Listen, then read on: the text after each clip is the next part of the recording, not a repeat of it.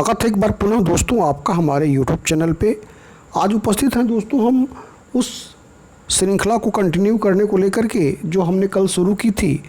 मैंने बताया था कल आपको भारत का भूगोल जो हमारे पाठ्यक्रम का महत्वपूर्ण हिस्सा है उसके 25 प्रश्न हमने आपको दिए थे और आपने उसको सॉल्व किए। बहुत ही पॉजिटिव रिस्पॉन्स रहा आपका, आपकी प्रैक्टिस भी हुई। उसी श्रृंखला को आगे बढ़ते हुए हमने 50-50 प्रश्नों की अभी जो श्रृंखला शुरू की है। कल हम उपस्थित होंगे भारतीय राष्ट्रीय आंदोलन के साथ, लेकिन आज जो है हम पुनः उसी प्रश्नों की श्रृंखला में आगे 25 प्रश्न जो भारत के भूगोल के थे उनको लेकर के उपस्थित हैं। यह बस एक छोटा सा प्रयास है, एक प्रैक्टिस सेट जो हम शुरू किए हुए हैं जिससे कि हम विषय से अवगत होते रहें, अपने पाठ्यक्रम को दोहराते रहें। तो इसका जो पहला प्रश्न है कि भारत के किस राज्य का समुद्री तट सबसे अधिक लंबा है। दोस्तों भारत के भूगोल से प्रश्न आते रहे हैं, कम से कम 2 से 3 प्रश्न आते रहे हैं हर एक फेज में।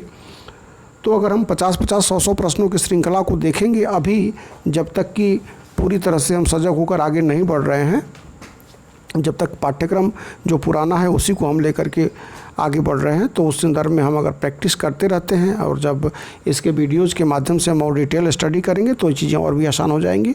तो जो इसका सही जवाब है दोस्तों वह होगा सी, क्योंकि गुजरात का जो तटीय रेखा की लंबाई है वह करीब करीब 1600 किलोमीटर है और अन्य राज्यों के मुकाबले यह बहुत ज़्यादा है। अगला प्रश्न जो है वह भी समुद्र तट से लगे हुए राज्यों को लेकर के, यह भी प्रश्न कई बार आ चुका है कि भारत में कितने राज्य तट रेखा से लगे हुए हैं। दोस्तों भारत के 9 राज्य 9 स्टेट जो हैं वह तट रेखा से लगे हुए हैं। मैंने कल बताया था आपसे कि भारत 3 तरफ से जो है वह समुद्र से घिरा हुआ है। वेस्टर्न में अरेबियन सी, साउदर्न में इंडियन ओशियन और ईस्टर्न में बे ऑफ बंगाल, और ये सभी इंडियन ओशियन के ही पार्ट हैं। लेकिन यह 9 जो राज्य हैं वे हैं गुजरात, महाराष्ट्र, गोवा, कर्नाटक, केरल, तमिलनाडु, आंध्र प्रदेश, उड़ीसा और पश्चिम बंगाल। दोस्तों अगले प्रश्न की तरफ बढ़ते हैं और अगला प्रश्न भी जो है वह आपका इंडियन ओशियन से है। दोस्तों इंडियन ओशियन एक इम्पॉर्टेंट रोल प्ले करता रहा है भारत की संदर्भ में, क्योंकि भारत ही एकमात्र देश है जिसके नाम पर किसी महासागर का नाम रखा हुआ गया है, जो कि भारत के लिए गौरव की बात है। प्राचीन भारतीय ऐतिहासिक भूगोल में रत्नाकर नाम सूचक था। यह प्रश्न जो है बड़ा ही महत्वपूर्ण है। रत्नाकर यानी ज्वेल ऑफ माइन, और ज्वेल ऑफ माइन जो है वह हिंद महासागर को कहा गया है, यानी कि सी इसका सही जवाब है। दोस्तों सारे प्रश्नों को अवलोकित करना पड़ेगा क्योंकि भारत का भूगोल एक विशाल पाठ्यक्रम है जो देखने में तो एक पॉइंट लग रहा है भारत का भूगोल, लेकिन इसकी सीमाएं अनंत हैं और इसको आपके लिए जानना बहुत ज़रूरी है। आगे बढ़ते हैं दोस्तों अगले प्रश्न की तरफ, और अगला प्रश्न है तमिलनाडु व आंध्र प्रदेश के तट का क्या नाम है। दोस्तों तमिलनाडु और आंध्र प्रदेश के तट को हम कोरोमंडल तट के रूप में जानते हैं, जबकि केरल के तट को हम मालाबार तट के रूप में जानते हैं, लेकिन यहाँ पर कोरोमंडल जो है वह सही जवाब है। अब बिना देरी किए जल्दी हम इस श्रृंखला को पूरा करते हैं। अंडमान और निकोबार द्वीप समूह का सर्वोच्च शिखर सैंडल पीक कहाँ स्थित है। दोस्तों यह उत्तरी अंडमान, जो आपका बे ऑफ बंगाल में जो अंडमान निकोबार जो श्रृंखला है उसमें कई आइलैंड्स हैं, जिसमें कि यह सैंडल पीक जो है वह उत्तरी अंडमान में अवस्थित है। आगे बढ़ते हैं अगले प्रश्न की तरफ, और अगला प्रश्न है अंडमान निकोबार द्वीप समूह में द्वीपों की संख्या कितनी है। तो द्वीपों की संख्या अंडमान निकोबार द्वीप समूह में लगभग 230 है। अगले प्रश्न की तरफ बढ़ते हैं। अगला प्रश्न है वैरन आइलैंड कहाँ अवस्थित है। तो वैरन आइलैंड जो है वह अंडमान निकोबार द्वीप के समूह का ही एक पार्ट है जो कि बे ऑफ बंगाल में स्थित है। तो इसका ए जो होगा वह सही जवाब होगा। दोस्तों एक चीज़ और आपको बता दें कि वैरन आइलैंड से लेकर के एक प्रश्न और भी आपको जानना बड़ी ही लाजिमी है कि वैरन आइलैंड भारत का या दक्षिणी एशिया का एकमात्र एक्टिव वोल्केनो है।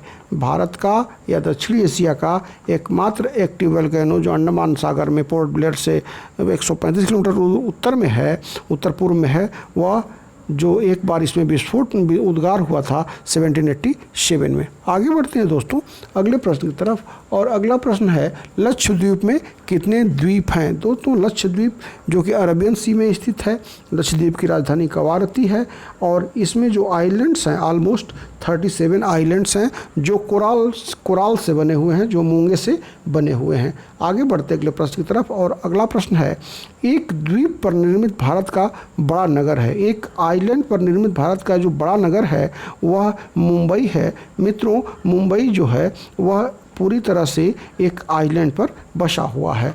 आगे बढ़ते हैं अगले प्रश्न की तरफ, और अगला प्रश्न है जो 10वां प्रश्न है, भारत के निम्नलिखित राज्यों में से किसे भारत का कोहिनूर कहा जाता है। कुछ दिन पहले हमने एक प्रश्न पूछा था चावल का कटोरा किसे कहा जाता है, तो जिस बेसिन की बात हमने की थी उसी बेसिन के बिहाफ पर आंध्र प्रदेश के उपजाऊ धरातलीय बेसिनों के कारण भारत का Kohinoor, the Kohinoor of India, Andhra Pradesh को जाना जाता है, यानी ये इसका सही जवाब है। दोस्तों अगले प्रश्न की तरफ हम आगे बढ़ते हैं, और अगला प्रश्न है कि भारत के किस राज्य को सिलिकॉन स्टेट के नाम से जाना जाता है। सिलिकॉन स्टेट जो सिलिकॉन वैली जो अमेरिका की एक फेमस वैली है, जहाँ पर कि कंप्यूटर से रिलेटेड बहुत सारी जो चिप्स और बहुत सारी कंपनियां वहाँ स्थित हैं, उसी तरह से भारत के बेंगलुरु शहर में इस तरह की बातें आपको देखने को मिलती हैं, इसलिए उसको सिलिकॉन सिटी भी कहा जाता है, और कर्नाटका को सिलिकॉन स्टेट के रूप में जाना जाता है।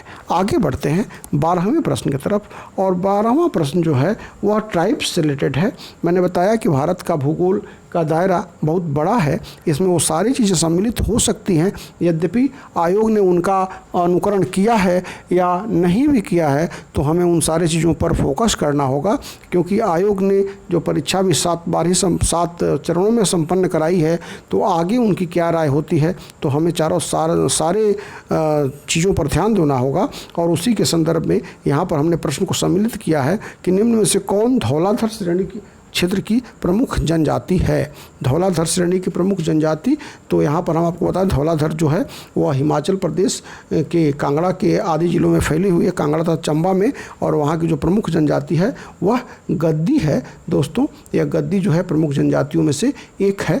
तो आगे बढ़ते हैं अगले प्रश्न की तरफ, और अगला प्रश्न जो है वह कह रहा है कि निम्नलिखित में से भारत की सबसे बड़ी जनजाति कौन सी है, सबसे बड़ी ट्राइब्स कौन सी है। तो हम आपको बता दें कि गोंड जो है, गोंड जनजाति भारत की सबसे बड़ी जनजाति के रूप में जानी जाती है, जिसका मुख्य निवास स्थान मध्य भारत में है। मध्य प्रदेश में ज़्यादातर इसका संकेंद्रण है। इसके अतिरिक्त महाराष्ट्र, छत्तीसगढ़, आंध्र प्रदेश और उड़ीसा में भी यह पाई जाती है, जबकि इसकी जनसंख्या 4 लाख के आसपास में है। आगे बढ़ते हैं अगले प्रश्न की तरफ, और अगला प्रश्न जो है वह कह रहा है कि निम्नलिखित स्थानों में से कहाँ सोम्पेन जनजाति पाई जाती है। सोम्पेन जनजाति जो भारत की सबसे प्राचीन जनजातियों में से एक है, जो अंडमान निकोबार द्वीप समूह में पाई जाती है, यानी कि बी इसका सही जवाब है। वर्तमान में इनकी अनुमान संख्या इस जनजाति के लोगों की मात्र 400 के आसपास है, जो कि घने जंगलों में, अंडमान निकोबार के घने जंगलों में पाए जाते हैं। आगे बढ़ते अगले प्रश्न की तरफ,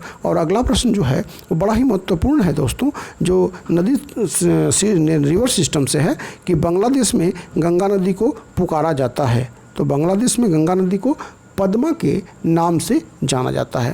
बांग्लादेश में गंगा नदी को पद्मा के नाम से जाना जाता है। आगे बढ़ते हैं अगले प्रश्न की तरफ, और अगला प्रश्न कह रहा है कि गंगा नदी की एकमात्र सहायक नदी इसका उद्गम मैदान में है। गंगा की बहुत सारी नदियों के जो उद्गम स्थल हैं, जो उसकी सहायक नदियां हैं, वह ग्लेशियर है, जबकि शारदा जबकि गोमती जो कि लखनऊ में भी प्रवाहित होती है, उसकी जो उद्गम क्षेत्र है उसका जो है वह गोमलताल फुलहर झील है, जो कि पीलीभीत उत्तर प्रदेश में है। आगे बढ़ते अगले प्रश्न की तरफ, और अगला प्रश्न है यमुना नदी का उद्गम स्थान क्या है। तो यमुना नदी का उद्गम स्थान जो है वह यमुनोत्री हिमनद है, जो बंदरपूंछ चोटी के पास उद्गमित हुई है। आगे बढ़ते अगले प्रश्न की तरफ कि ब्रह्मपुत्र नदी तिब्बत में किस नाम से जानी जाती है। दोस्तों यह भी बहुत महत्वपूर्ण प्रश्न है, और ब्रह्मपुत्र नदी जो है सांगपो के नाम से जानी जाती है।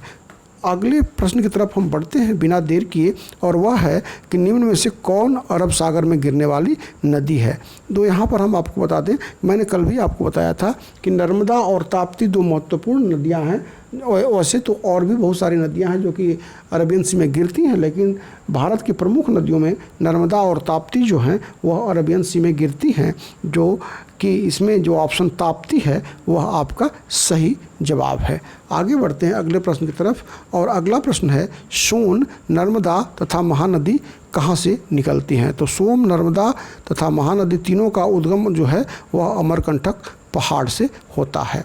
आगे बढ़ते हैं अगले प्रश्न की तरफ, और अगला प्रश्न है दोस्तों कि अगला प्रश्न है कि निम्नलिखित में से किस नदी का उद्गम स्थल भारत में नहीं है? तो यहाँ पे जो 4 ऑप्शन दिए हुए हैं उसमें सतलज नदी का उद्गम जो है वह भारत में नहीं है। यह तिब्बत में कैलाश पर्वत के निकट स्थित राक्षस ताल झील से निकलती है। आगे बढ़ते हैं अगले प्रश्न की तरफ, और अगला प्रश्न है किस नदी पर शिव समुद्रम जलपात अवस्थित है? आयोग में इस तरह के प्रश्न आ चुके हैं। तो कावेरी नदी पर शिव समुद्रम जलप्रपात अवस्थित है, और यह ब्रह्मागिरी की पहाड़ियों में अवस्थित है। आगे जिसका अपवाह क्षेत्र कावेरी नदी का कर्नाटक, केरल एवं तमिलनाडु में विस्तृत है। आगे बढ़ते अगले प्रश्न की तरफ कि भारत का सबसे बड़ा जलप्रपात जोग प्रपात किस नदी पे है? तो शरावती नदी पे यह जो है जोग प्रपात है। शरावती नदी जो शिमोगा जिले में है, जो कर्नाटक में, तो वहाँ पर यह जोग प्रपात स्थित है। अगला प्रश्न है कि भारत के किस जलप्रपात को लोकप्रिय रूप से नियाग्रा जलप्रपात के तौर पर जाना जाता है? तो मध्य प्रदेश का जो चित्रकूट जलप्रपात है उसे लोकप्रिय रूप से नियाग्रा जलप्रपात के नाम से जाना जाता है। अगला प्रश्न जो है 25वां प्रश्न और आज का अंतिम प्रश्न है कि वेम्बनाड झील कहाँ स्थित है? तो वेम्बनाड झील जो है यह केरल में स्थित है। दोस्तों इसी के साथ यह 25 प्रश्नों की अभ्यास श्रृंखला समाप्त होती है। मिलते हैं अगले वीडियो में, तब तक से आप हमारे चैनल को लाइक करें, सब्सक्राइब करें। धन्यवाद।